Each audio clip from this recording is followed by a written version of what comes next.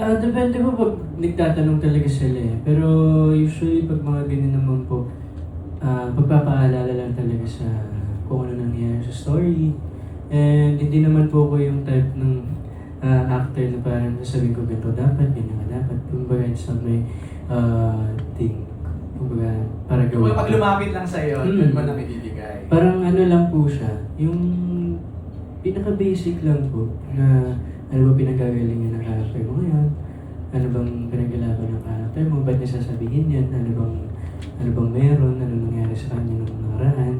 Pero nakakatuwa naman din po kasi sa lahat dito sa lahat ng cast po ng Hotel 88, sobrang tutok din po talaga nila sa character nila. Kaya ano rin to eh, teamwork din talaga eh. Yeah. May teamwork talaga siya eh. Kasi wala naging pabayaan talaga sa characters. Kumbaga, lahat may mga tanong sa utak nila tungkol sa ginagawa nila. Which is nakakatuwa kasi tatranslate talaga sa scene. Nakikita talaga. And it shows professionalism. Di So, ba? Dapat ready ka pagdating sa set. Thanks, Will. From Bits of Abante for Esnir.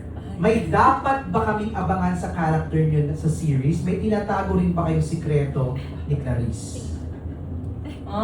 Thank you po sa pag-comment na isa ako sa mga acting standout. Wait. Parang kay Kira yan.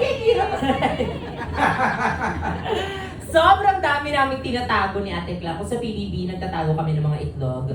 Dito, marami kaming tinatago. Isa to sa gusto kong mapanood na ng mga tao kasi kumbaga dito, ibang story na yung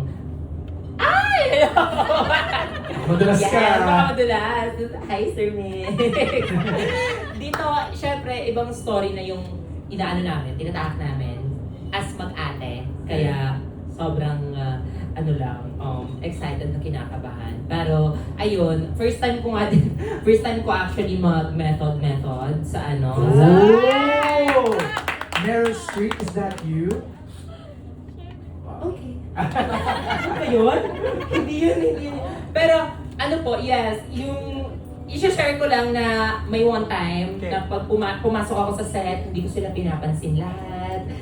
Sad yung mga pinapatugtog ko. Gumawa ako ng playlist. Yung mga para talagang para sa iyak scene na yon. So, kailangan ko talaga siyang at first, tinatawan ko sarili ko ba't ko ginagawa to. Pero at the same time, hala, ito pala yung feeling na magiging actor, ganyan. Kaya, ayun po, naano ko po siya, nakuha ko po siyang learning experience na pwede kong i-apply sa mga gagawin ko soon, sa YouTube series ko, ganyan. Hindi na ako masyadong nahirapan.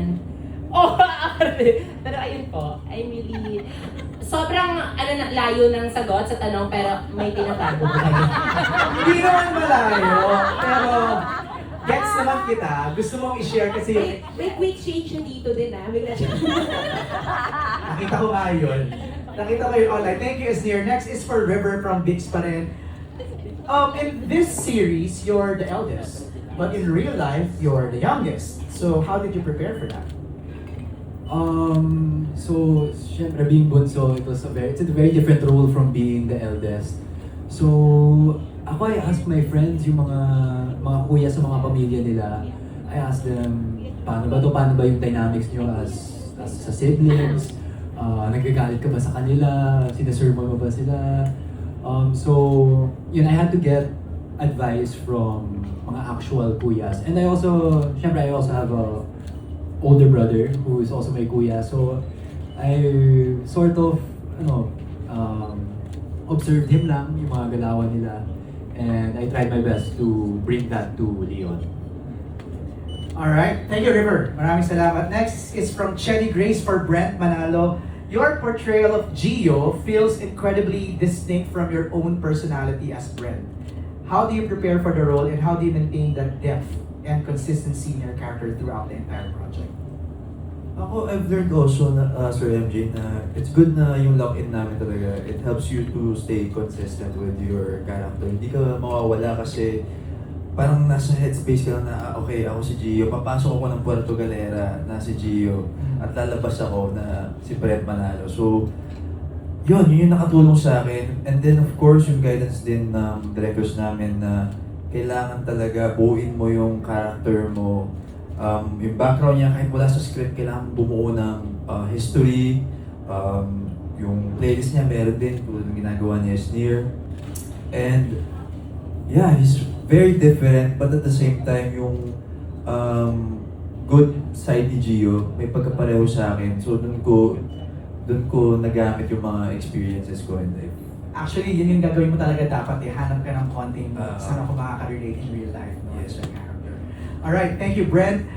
Down to our last two questions for Josh from Kate Adahar of Random Republica. Kung hihingi kami ng isang behind-the-scenes secret tungkol sa co-star nyo, what would you reveal?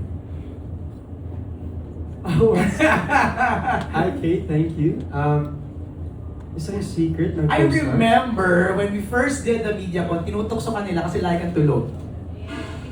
Mabilis makatulog. Yes, sabi mabilis nila. makatulog. Oh, time for you to revenge. Ano yung sa isang co-star mo, anong na-discover Oh mo? my. Behind the scenes, secret.